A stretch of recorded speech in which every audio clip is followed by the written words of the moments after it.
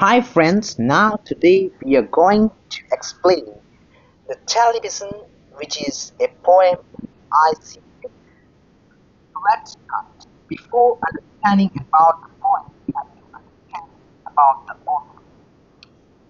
Dahl, 1916 to 1990, was the most popular British writer of his time. His writings, both for children and adults, are still very popular.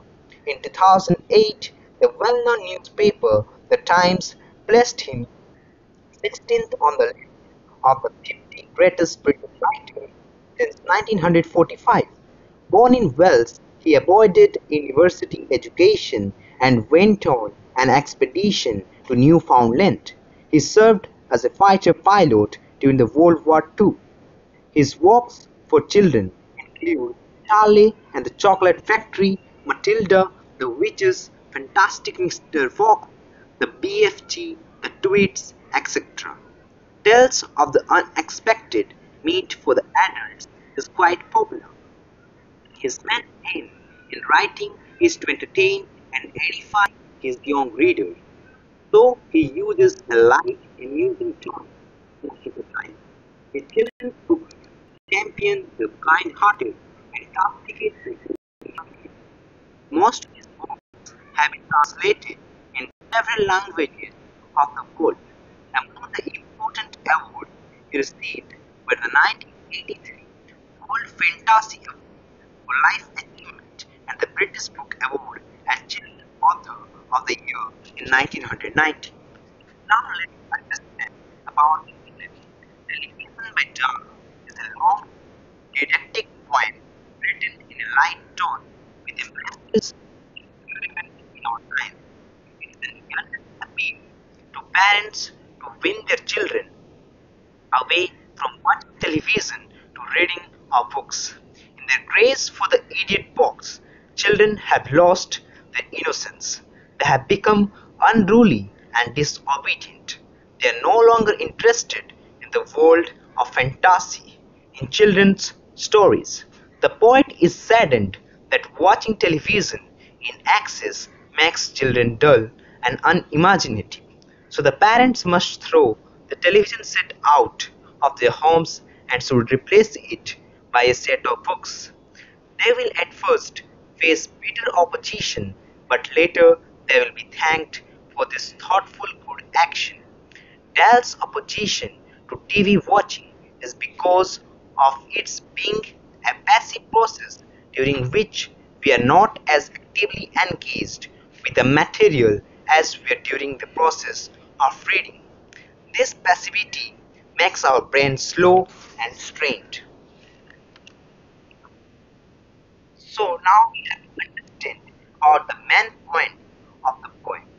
The poet asks parents never to allow children to watch TV. TV will not be installed in our home. Children will need to stare at the TV screen, power and strain their eyes.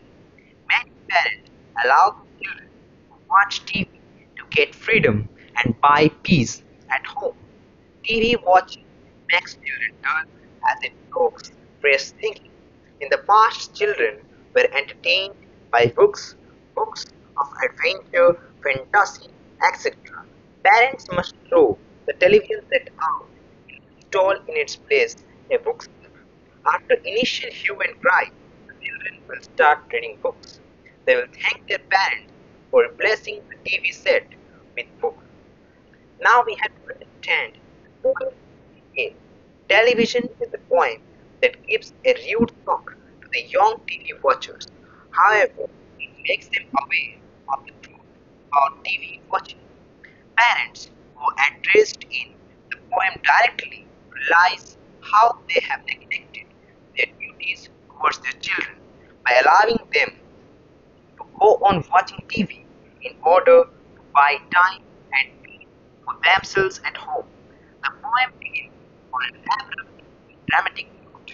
The poet addresses parents and exhorts them never to let their children come near the TV set. He goes on to the extent of saying that the idioting thing TV set should not be installed at home at all. He cautions parents against the excessive watching of TV by the children. The children go on staring at the TV screen for hours. Their eyeballs, out of exhaustion, come out in a hyperbolic manner. The poet says, "Last week, in someone's place, we saw a dozen eyeballs on the floor."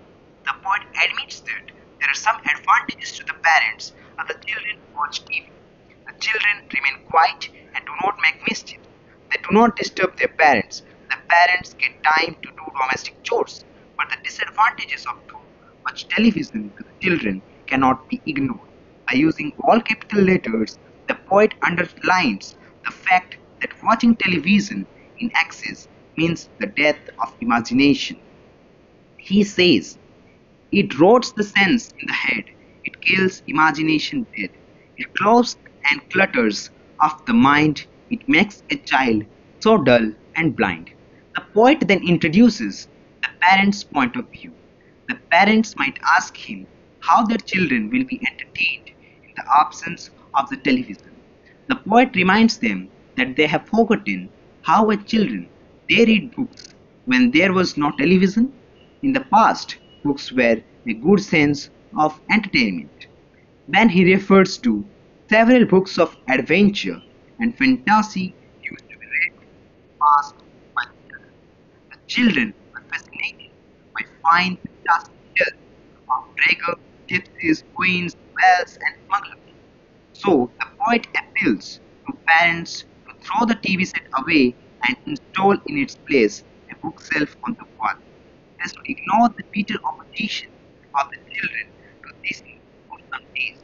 Slowly but surely, the children would start reading books and soon realize the usefulness of the ridiculous machine. Line-wise explanation. Lines 1 to 6. The poem opens in an abrupt, dramatic way.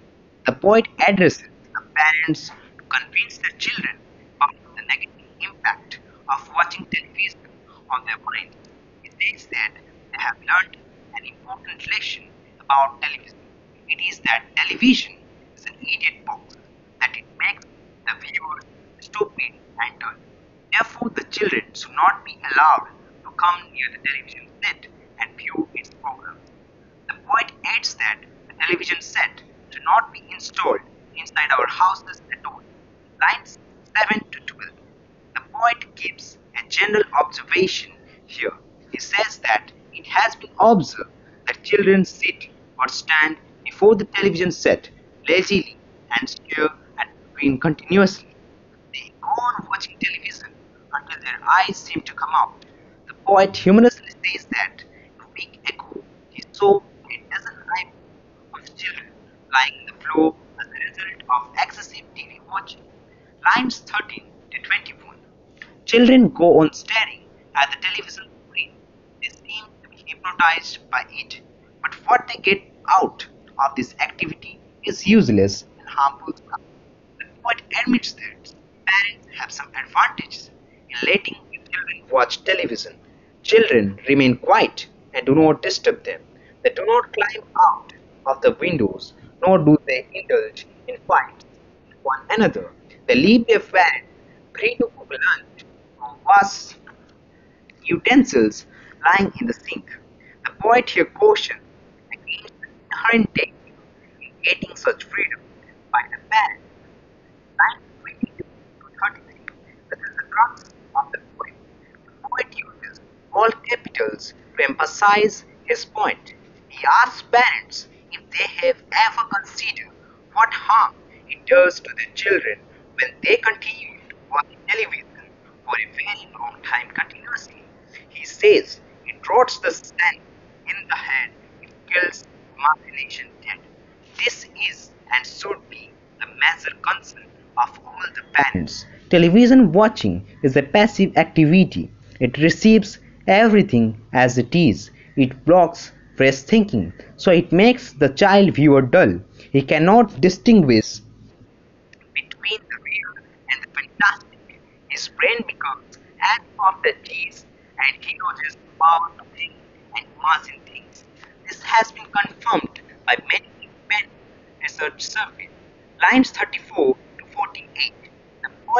steps away from the parents' protection. We know that the parents will ask you if the television set is removed, there will be no means left with them to entertain their children. They will like to know as to how to entertain them. The poet retorts by asking a rhetorical question as to how they used to entertain themselves as children before this monster hence television invented. Perhaps they have forgotten. As children, they used to read and read and read. The nursery shelves were full of books. Surprisingly, they would spend half of their lives reading books. Reading books was the only and the main source of entertainment in the past. Lines 49 to 61. The poet here reminds the parents that the rooms of children were full of books in the past. These books contained wonderful stories about huge monsters, gypsies, queens, and princesses, wells, treasure islands. In some of the stories, the smugglers and sea robbers used to operate in boats covered boats. There were stories about elephants and the cannibal. The cannibal used to eat a very sweet dish named after Penelope, the faithful wife of Odysseus in Homer's epic poem, The Odyssey. The children who read about it wondered what the dish would be. Line 62 to 69. Small children were fond of the stories of the famous writer Beatrix Potter. The stories were about Mr. Toad and Dirty Dog, the squirrel Monkey, the small pig named Plant, were about Mrs. Twiggy Winkle. The stories were fascinating. They were about the camel getting up on his back, monkey losing the rear part of his head body. There was a story about Mr. Toad, Mr. and Mr. Mole. Obviously, these are the stories which fascinated all children before the invention of television. Line 70 to 79. Long ago, children used to read a lot of books. Therefore, the boy's plea to parents is to throw away the television set and in its place on the wall install a bookshelf and fill it with books. Children would protest, would be angry, could make dirty and angry faces, would cry loudly, and might even bite, kick, and hit elders with sticks. Parents should ignore their reactions for their ultimate benefit. Lines 80 to 85. The poet persuades parents to remove the television set without any fear. He assures them that the children having nothing to do would begin to feel the need to read something about a week. Once they begin to read, they would take to reading voraciously. Lines 86 he tells the parents that once the television set is removed and the children start reading books, the children would be so much enamored of books they would begin to wonder why they used to watch the stupid message. They would find the television set nauseating, foul, and repulsive. Later, they would love their parents for replacing the television set with books. Now, we will be telling about glossary. Lines 1 to 6. Never let, which means never allow. Install, which means fix or set. Idiotic, which means hear television. It is called idiotic as it makes us idiots. Now, line 7 to 12. Gaping, which means looking attentively for a long time or staring, which means move or stand in a lazy manner. Drop, which means spend time lazily. Lounge about, which means sit or stand in a lazy manner. Pop out, which means bulge outward, sign of complete tiredness. Now lines 13 to 24, hypnotized, which means highly influenced and controlled by its charm. Absolutely, which means completely. Ghastly, which means frightening. Junk, which means useless stuff. Still, which means silent. Punch means box. Then lines 22 to 33. Tot, which means small child. Wrong, which means decays. Clogs and clutters, which means blocks the mind and fills it with useless thoughts. Fantasy, which means something unreal. As soft as cheese, which means very believable. Now lines 34 to 41. Darling, which means beloved. Contented, which means satisfied. Monster, which means demon. Television is here called a demon for its wicked influence. Lines 42 to 48. Proceed, which means move forward. Great Scott, which means an expression of surprise or disbelief. Gallow, which means in plenty. Gadzooks is equal to Godzooks, which means the nails on the cross, a kind of oath. Now lines 49 to 61. Cluttered up, which means crowded in large number. Nursery, which means a room meant for young children. Fantastic, which means marvelous. Dragon, which means a mythical monster in the shape of a huge reptile having a lion's claws, etc. Gypsies, which means wandering people. Idols, which means islands. Pirates, which means sea robbers. Cannibals, which means those who eat human flesh. Penelope, which means the name of the wife of a great Greek hero, Odysseus. Here, the name of it is the end of the Penelope. Back in 1959, Beatrix Potter, which means the name of a British writer famous for his animal stories. Rotor, which means an unpleasant person. Pickling Plant, which means the story of a young pig written by Beatrix Potter. Rump, which means the rear fleshy part of an animal. Mold, which means an animal that lives underground. Line 70 to 79. Install, which means fix. Lovely, which means beautiful. Screams and yells, which means loud cries of protest. Lines 80 to 85. Oh boy, which means exclamation of great surprise. Lines 86 to 93. Much, which means order or not. Keen, which means eager. Ridiculous, which means foolish. Nauseating, which means disgusting. Repulsive, which means hateful. Kid, which means child. Now we have to understand about the theme of the poem. First is watching television. The poet describes the television set as the idiot box out of his aversion for it. Those who continue to watch television are in fact involved in a passive process. They are not actively engaged with the stuff that they watch, they receive and accept it as it is. This is contrary to what happens when we read something interesting. We remain active and alert and use our mental faculties, thus sharpening our brain. No wonder Dahl preferred reading books to watching television. Second is death of imagination. Dahl was primarily a story writer and a thinker. He wrote stories for children with a view to induce them to imagine those things which they cannot see, feel, or touch. This is possible only if children are possessed of keen imagination.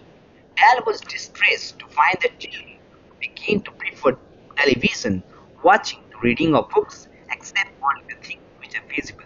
They no longer want to enter the world of fantasy. Dahl rightly thinks that television has pronounced the death of imagination, which is essential for creativity. In this sense, Hume far ahead of this time in warning the parents against too much television watching by the young. Third is hanging complete. The important thing is that reading books is a very useful activity for the children. It must be encouraged by the parents by replacing the television with lots of books. Dad wants the children to read whatever interests them.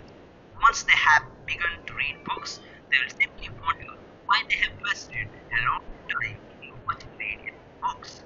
Critical appreciation. The title of the poem, Television, is simple and apt. Television remains the focus of attention throughout. Dahl enumerates several ill effects of watching television. Then he proceeds to count the several benefits of reading books. He argues in favor of reading books. He looks upon television as the idiot box, as a monster, and as ridiculous message, and dubs it as nauseating, foul, unclean, and repulsive. Modern response. Dahl might seem to be exaggerating the young viewers of television. However, his viewpoint has been endorsed by several eminent persons and study surveys. There are many proofs television sets. However, in our new technology age, even television set has been replaced by smartphones and other gadgets. Consequently, the habit of reading has been pushed further back. The new generation gets every type of knowledge from the net or the television. Dahl's warning, however true, has a few takers these days. But those who want to add wisdom to knowledge must go back to good old books, traditional or non-traditional, are irreplaceable. Style, form and structure.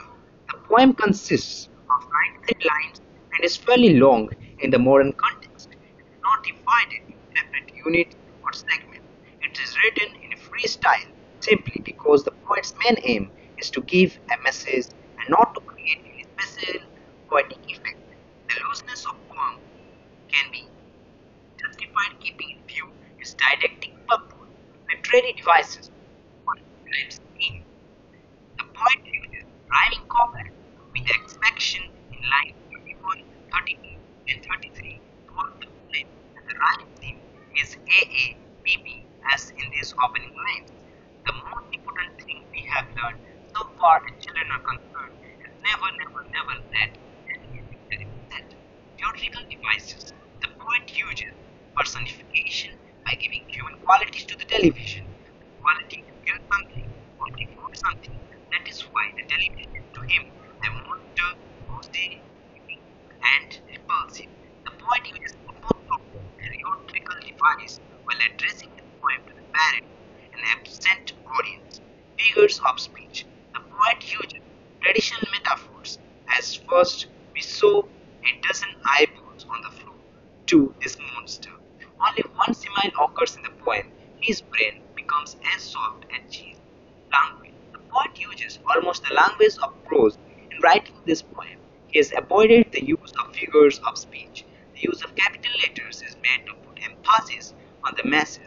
It's significant that the poet uses we instead of I to underline the fact that what he wants to say is not merely his personal opinion. Rather, it is the opinion of a number of persons like him who are worried about the children's habit of watching the television. So viewers, thanks for watching this video. Like, share, comment and subscribe to our YouTube channel SNS World for more interesting videos, for more technology videos, for more entertainment videos and for getting the motivation. So please subscribe